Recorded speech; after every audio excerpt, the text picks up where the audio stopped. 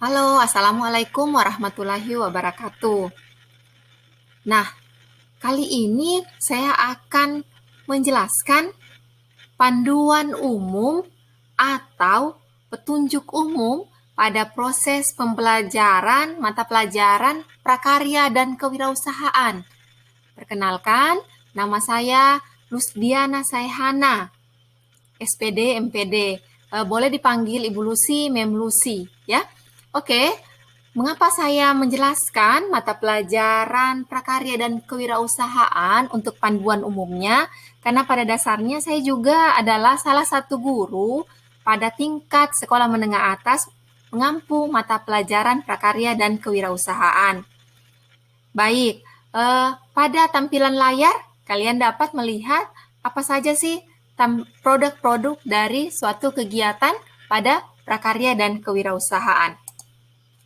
Oke, kita lihat mengapa mata pelajaran kurikulum 2013 memuat mata pelajaran prakarya dan kewirausahaan ini. Kurikulum 2013 itu dibangun berdasarkan filosofi yang memberikan fondasi bagi optimalisasi potensi peserta didik untuk menjadi manusia Indonesia yang berkualitas. Untuk mencapai tujuan kurikulum 2013, diadakan mata pelajaran prakarya dan kewirausahaan di mana peserta didik akan diberikan dua bidang ilmu, yaitu prakarya dan kewirausahaan. Kedua bidang ilmu ini harus saling bersinergi untuk menghasilkan suatu produk yang bernilai ekonomis. Oke, apa itu prakarya?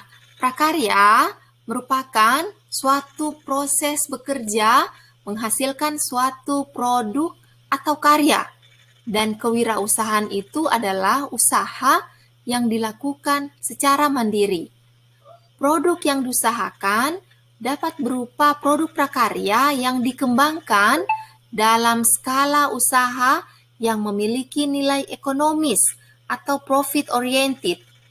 Arah pembelajaran mata pelajaran prakarya dan kewirausahaan harus memfasilitasi peserta didik mengembangkan diri dengan kecakapan hidup, education for life, dan sekaligus membangun jiwa mandiri untuk hidup, education for earning life. Sasaran pembinaan bidang ilmu kewirausahaan adalah penanaman karakter wirausaha yang kreatif, inovatif, mandiri, bekerja sama, percaya diri, pantang menyerah, dan memiliki kemampuan berkomunikasi.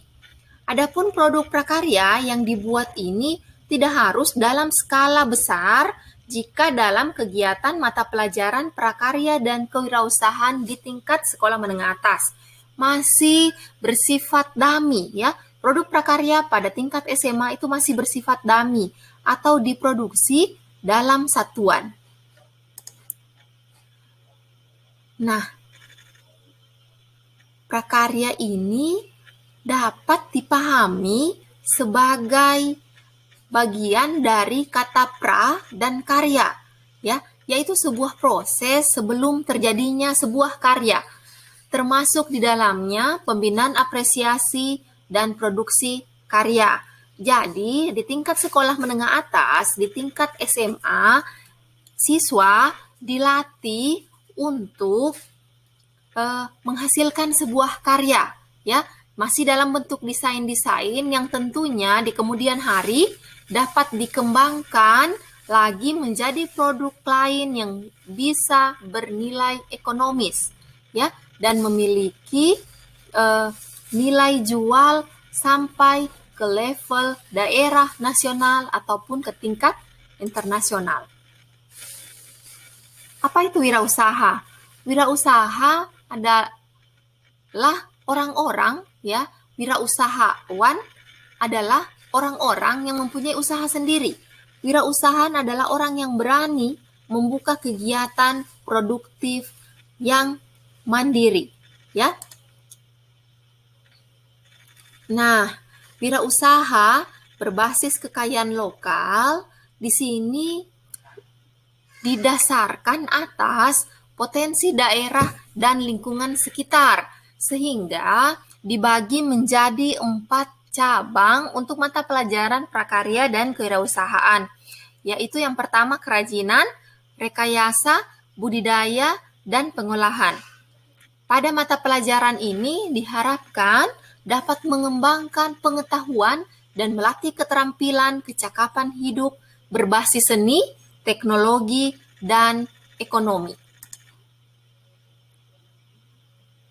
Nah, bagaimana cara sebuah satuan pendidikan, cara sebuah sekolah untuk memilih materi atau bidang yang diajarkan pada kelas tertentu dan pada semester tertentu. Pada pembelajaran prakarya dan kewirausahaan, satuan pendidikan atau sekolah dapat memilih 2 cabang atau jalur saja yang sesuai dengan potensi lingkungan daerah setempat. 2 cabang atau jalur tersebut diwajibkan untuk digunakan dalam 1 tahun ajaran. Jadi 2 cabang ya, yaitu boleh kerajinan atau pengolahan atau budidaya atau rekayasa ya. 2 saja dipilih untuk 1 tahun ajaran dan berarti pada 1 semester wajib diajarkan, wajib belajar 1 cabang ya. Boleh kerajinan, boleh pengolahan, boleh rekayasa atau budidaya pada 1 semester. Apakah boleh lebih?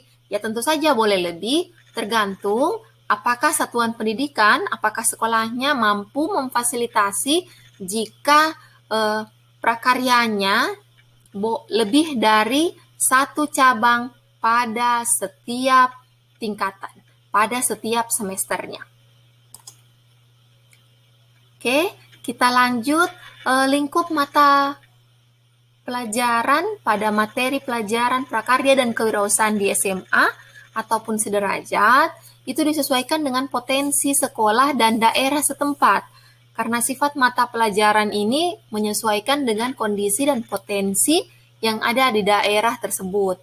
Ya, jadi khusus untuk daerah-daerah tertentu yang sudah terkenal dengan potensi sumber daya alamnya, terkenal dengan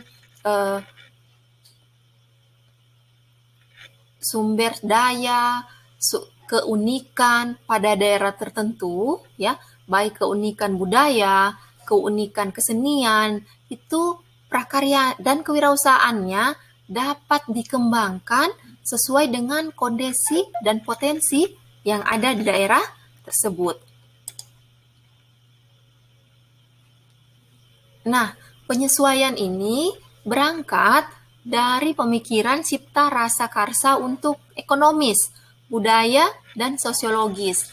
Ekonomis itu karena pada tingkat usia remaja, peserta didik pada tingkat SMA sudah harus dibekali dengan prinsip kewirausahaan agar dapat tercapai kemandirian pasca sekolah. Jadi setelah SMA, siswanya diharapkan bisa mandiri. Kemudian budaya. Budaya itu karena pengembangan materi kearifan lokal melalui prakarya. Kemudian sosiologis, karena teknologi tradisi mempunyai nilai-nilai kecerdasan kolektif bangsa Indonesia. Pada sebuah daerah, dapat saya contohkan, pemerintah daerah melalui surat edaran gubernur membuat sebuah edaran kepada sekolah-sekolah untuk melakukan penyesuaian pada kegiatan belajarnya, memasukkan keunggulan lokal yang non-beras ya. Jadi ada pada sebuah daerah misalnya melalui surat edaran gubernur, pemerintah daerah menyampaikan kepada sekolah-sekolah untuk mengembangkan sebuah kegiatan pengolahan makanan yang bukan dari beras. Tentunya ini harus disahuti oleh satuan pendidikan melalui pengembangan pengolahan pada mata pelajaran prakarya, dan kewirausahaan. Nah, kita akan mulai membahas prakarya dan kewirausahaan ini pada cabang yang pertama, yaitu kerajinan dan kewirausahaan. Pada gambar ini kita lihat ini ada gambar tampah ya. Kalau pada daerah Sulawesi Tengah ini biasa kita sebut dengan tapis ya, biasa digunakan untuk membersihkan beras ya, membersihkan beras sebelum dikonsumsi. Nah, pada kegiatan kerajinan ini ya, peserta didik diharapkan jeli melihat peluang pasar dan berpikir kreatif dalam pengembangan teknik keterampilan dan mengolah material lokal ya. Tampah ini ya atau tapis ini kita lihat di daerah kita ini sangat banyak ya dan dijual dengan harga yang cukup rendah. Kemudian tren masyarakat ya baru-baru saja viral pada sebuah situs belanja online dapat dilihat bahwa tampah atau tapis ini di luar negeri ya memiliki nilai jual yang tinggi pada sebuah situs belanja online. Tentunya anak-anak pada satuan pendidikan tertentu ya dan khususnya pada tingkat SMA dapat melihat peluang pasar ini dan berpikir kreatif bagaimana caranya mengembangkan kerajinan ini sehingga memiliki nilai jual yang lebih tinggi, sehingga kita juga bisa berkontribusi dalam kegiatan ekonomi ini ya. Kita juga bisa berpartisipasi untuk ikut memasarkan dan memperoleh keuntungan ekonomi dari memasarkan tampah atau tapis ini pada situs belanja yang bisa diakses oleh semua orang sampai ke tingkat internasional. Kemudian, kerajinan yang diproduksi maupun direproduksi. Ada kata direproduksi, artinya bahwa kerajinan yang dibuat pada tingkat SMA ini tidak harus dari bahan baku mentahnya ya. Jadi bisa saja dibuat dari produk setengah jadi ya. Kita tingkatkan nilai ekonomisnya pada mata pelajaran prakarya dan kewirausahaan ini. Jadi direproduksi atau dikemas ulang dengan sistem teknologi dan ekosistem agar efektif dan efisien berdasarkan potensi lingkungan yang ada. Jadi misalkan anak-anak ingin menjual tampah atau tapis ini melalui situs belanja, kita dapat membelinya ya pada pasar tradisional, kemudian dibuat kreasinya, dikemas ulang ya, ditingkatkan nilai seninya dan ekonomisnya ya, kemudian dapat dipasarkan. Baik, kita pindah ke rekayasa dan kewirausahaan sebagai salah satu cabang dari mata pelajaran prakarya dan kewirausahaan. Kata rekayasa di sini merupakan terjemahan bebas dari kata engineering, yaitu perancangan dan rekonstruksi benda ataupun produk untuk memungkinkan penemuan produk baru yang lebih berperan dan berkegunaan.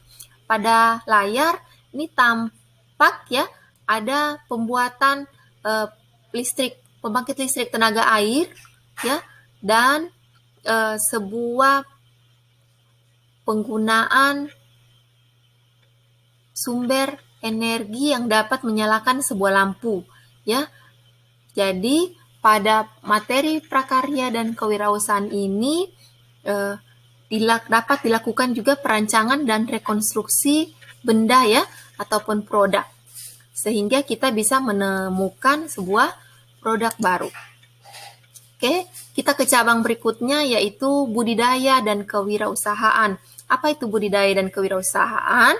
Yaitu suatu kerja yang berusaha untuk menambah, menumbuhkan, dan mewujudkan benda ataupun makhluk agar lebih besar atau tumbuh dan berkembang ataupun menjadi banyak. Contohnya ya, pada budidaya ikan ya, budidaya ikan. Di sini adalah proses untuk membuat ikannya yaitu lebih besar, menambah jumlahnya ya, ataupun mengembangkan nilai ekonomisnya ketika dia lebih besar ataupun lebih banyak. Kemudian di sini ada juga contoh tanaman sayuran ya. Tanaman sayuran dapat juga bunga. Di sini dapat dikembangkan ya pada cabang budidaya ini diusahakan ya untuk tumbuh menjadi lebih banyak atau menjadi lebih besar sehingga nilai ekonomisnya bisa lebih besar. Dan tentunya ketika melakukan budidaya harus sesuai dengan kondisi alam dan lingkungan sekitarnya. Oke, selanjutnya kita lihat pada cabang pengolahan dan kewirausahaan. Pada cabang ini, kerja pengolahan adalah mengubah benda mentah menjadi produk matang dengan mencampur atau memodifikasi bahan tersebut. Sehingga di sini termasuk di dalamnya adalah kegiatan produksi mengolah makanan, ya. Baik makanan dari bahan baku mentah menjadi makanan yang siap dikonsumsi ataupun dari makanan yang sudah jadi ditingkatkan nilai ekonomisnya dengan membuat sebuah kreasi yang berbeda lagi. Pada pengolahan ini termasuk pula di dalamnya yaitu mengolah sampah atau limbah dari yang sebelumnya tidak terpakai atau rendah nilai ekonomisnya menjadi sebuah produk yang bisa dimanfaatkan, dipakai, dan tentunya memiliki nilai ekonomi yang tinggi. Baik, adapun tahapan proses pembelajaran prakarya dan kewirausahaan itu, siswa ya di bagian awal setelah diberikan judul cabang tertentu yang akan dipelajari pada sebuah semester, maka akan dilakukan pencarian data dulu. Pencarian di sini meliputi melihat ke lingkungan sekitar, mendefinisikan hal-hal tertentu ya, kemudian mempelajari karakteristik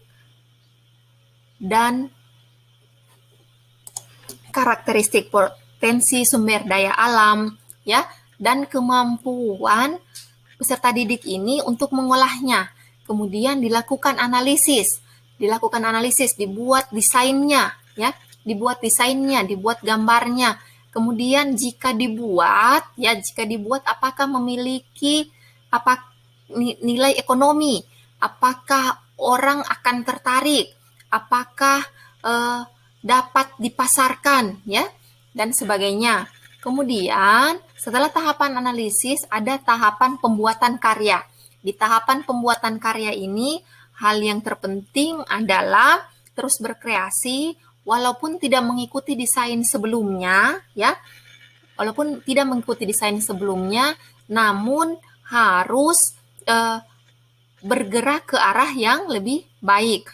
Pada proses berkarya ini, hal yang penting diperhatikan juga adalah keselamatan dan dalam melakukan karya, sehingga ketika menggunakan alat-alat diperlukan sebuah keterampilan dan kepatuhan terhadap prosedur keselamatan dalam melakukan sebuah pembuatan produk.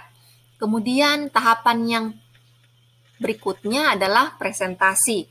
Di tahapan presentasi ini, peserta didik diharapkan mampu mempresentasikan proses yang sudah dilakukan sebelumnya.